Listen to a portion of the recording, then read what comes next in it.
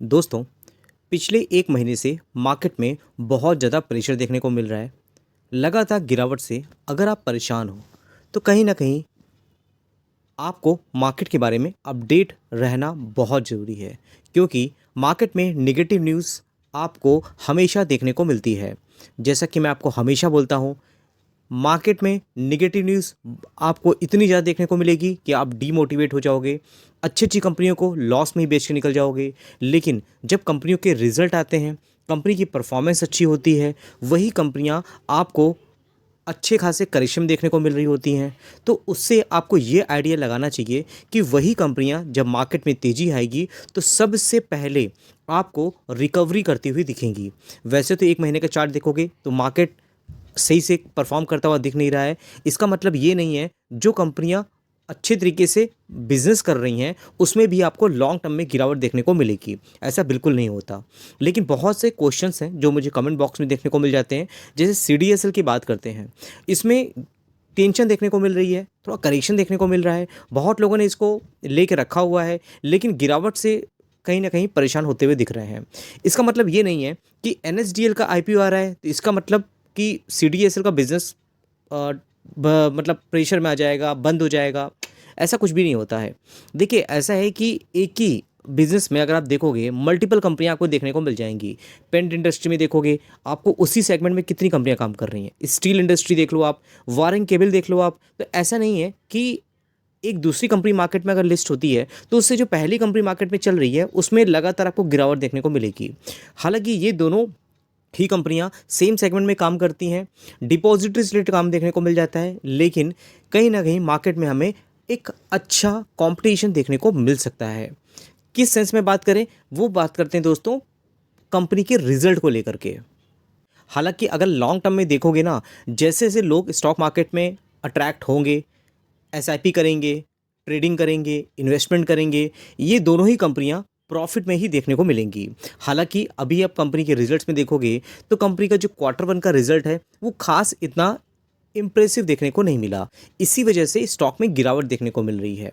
थोड़ा बहुत प्रेशर देखने को मिलेगा एनएसडीएल के आईपीओ की वजह से भी, लेकिन वो लॉन्ग टर्म के लिए नहीं रहेगा। अगर आपने सीडीएसएल लेकर रखा है, तो आपको आराम से इन सब कंपनियों को पकड़ के रखना चाहिए। गिरावट होती है तो आपको पता है बिजनेस अच्छा है, तो एवरेज करना एक अच्छा सॉल्यूशन हो सकता है। बट मेरी बातों से इन्फ्लुएंस आपको नहीं होना है। मेरे अपने जो पर्सनल व्यूज़ हैं, वो मैं आपसे शेयर करता हूँ। आपके कुछ व्यूज़ होते हैं, तो आप मेरे साथ शेयर कर सकते हो। फिर दोस्तों बात करते हैं रिजल्ट्स की। बहुत सी और भी कंपनियां हैं जिनके रिजल्ट्स आ रहे हैं, इतने अमेजिंग रिजल्ट देखने को मिल रहे हैं। अगर आप एक वॉच लिस्ट बना के रखते हो और अच्छी कंपनियों को लेकर रखते हो, तो कहीं ना कहीं आपको ये उम्मीद होनी चाहिए कि आपका पोर्टफोलियो आने वाले टाइम पे ग्रीन देखने को मिल सकता है। अभी तो रेड ही होगा। जैसे 5 स्टार बिजनेस की बात करें, इसको भी हम काफ़ी टाइम से कवर करते आ रहे हैं। 19,000 करोड़ की मार्केट कैपिटलाइजेशन वाली कंपनी है। इसमें भी रेवेन्यू ग्रोथ देखोगे तो 18% की आपको देखने को मिल जाएगी। वही नेट प्रॉफिट भी देखोगे तो लगभग 6% तक का आपको देखने को मिलेगा।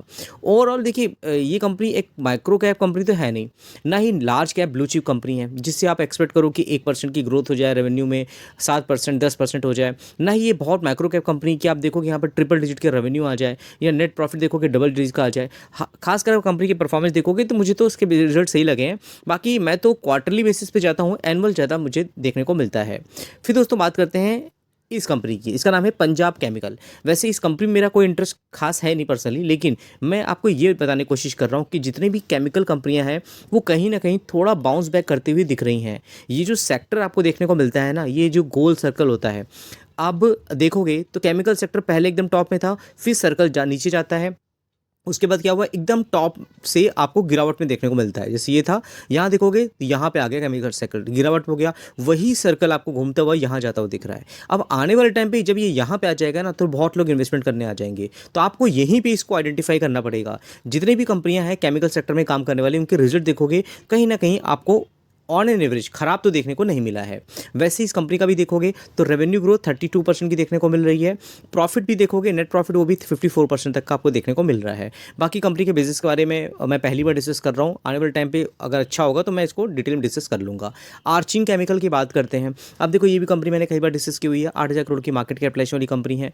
प्राइस वाइज देखोगे तो ट्रिपल डिजिट में है इसका प्राइस, लेकिन रेवेन्यू ग्रोथ देखिए 37% का आपको देखने को मिल रहा है ईयर ऑन ईयर। वहीं क्वार्टरली देखो तो गिरावट है, लेकिन एनुअली परफॉर्मेंस अच्छी है।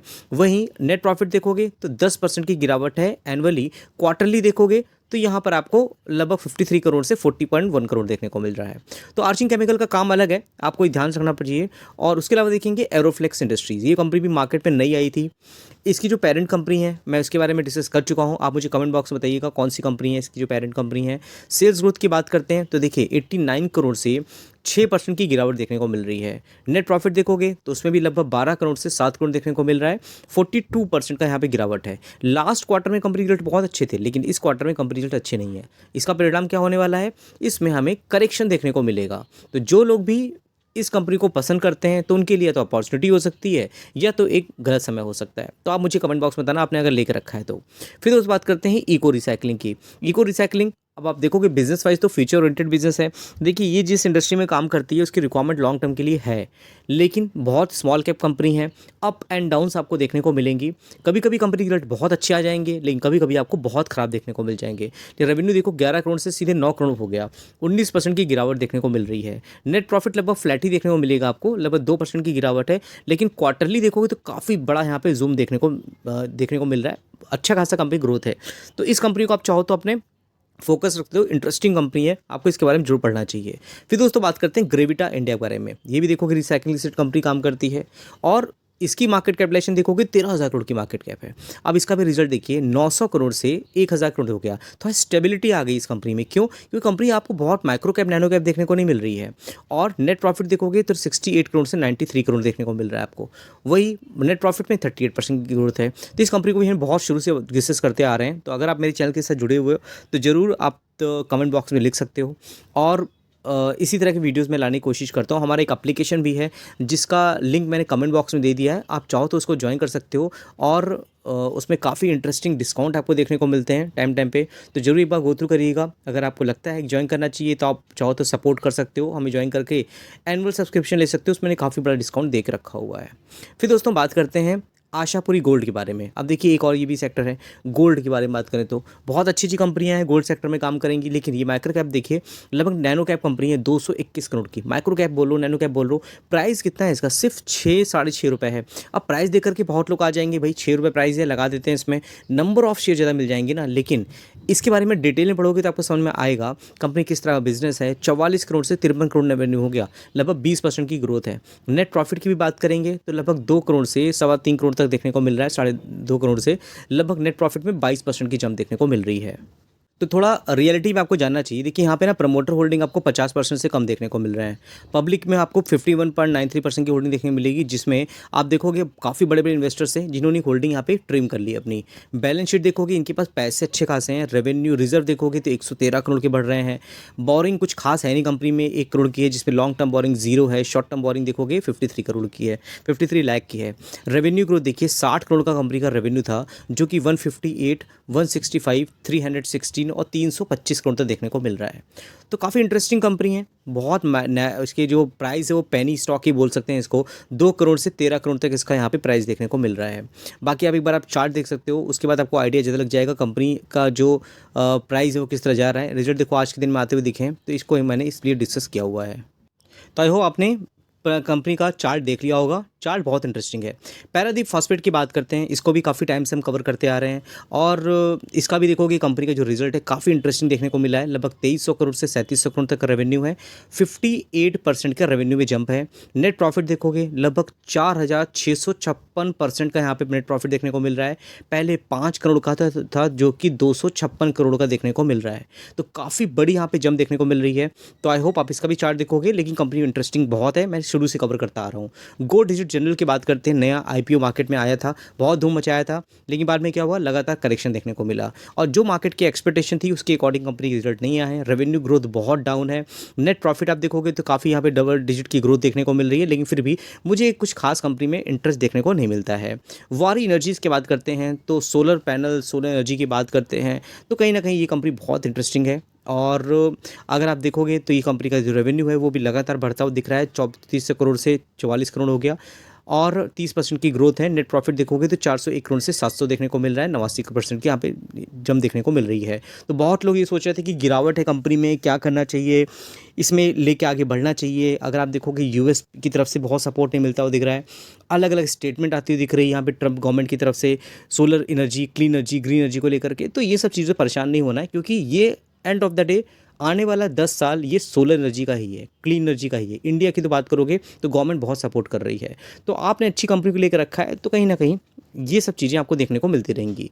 शंकर लाल रामपाल की बात करते हैं, इसको भी हमने कई बार डिस्कस किया हुआ है। बहुत माइक्रो कैप कंपनी है, प्राइस का 80 रुपये देखने को मिलेगा, लेकिन अगर रेवेन्यू ग्रोथ देखोगे तो 98 करोड़ से 122 करोड़ डबल डिजिट की ग्रोथ देखने को मिल रही है। और देखोगे यहाँ पर नेट प्रॉफिट में भी 3-3.5 करोड़ से 4.5 करोड़ लगभग डबल डिजिट की यहाँ पे 22 करोड़ का नेट प्रॉफिट में ग्रोथ देखने को मिल रही है। रत्नवीर प्रेसेस की बात कर रही है यहाँ पर, तो ये माइक्रो कैप कंपनी है, 777 करोड़ की है और प्राइस देखोगे 146 का है। लेकिन रेवेन्यू ग्रोथ देखोगे तो लगभग 30% की ग्रोथ है, यहाँ पर 204 से 265 हो गया। वही नेट प्रॉफिट की बात करेंगे वो भी 12 करोड़ से 15 करोड़, लगभग 20% की ग्रोथ आपको यहाँ पे भी देखने को मिल रही है। तो ये सब कंपनियाँ थी जो काफ़ी बार मैंने डिस्कस किया हुआ है, इनके रिजल्ट जानना इंपॉर्टेंट था। आपको वीडियो अच्छी लगी हो तो आने वाले टाइम पर ऐसे बहुत से वीडियो होंगे, बस आप लाइक का बटन दबा के मुझे सपोर्ट करिए। और जितना ज़्यादा आप वीडियो को लाइक करोगे, शेयर करोगे, सब्सक्राइब करोगे, उतना मुझे और भी मोटिवेशन मिलेगा। डेली मैं आपके वीडियो और भी लेके आता रहूँगा आपके लिए। तो ठीक है दोस्तों, फिर मिलते हैं नेक्स्ट वीडियो में, तब तक के लिए थैंक यू।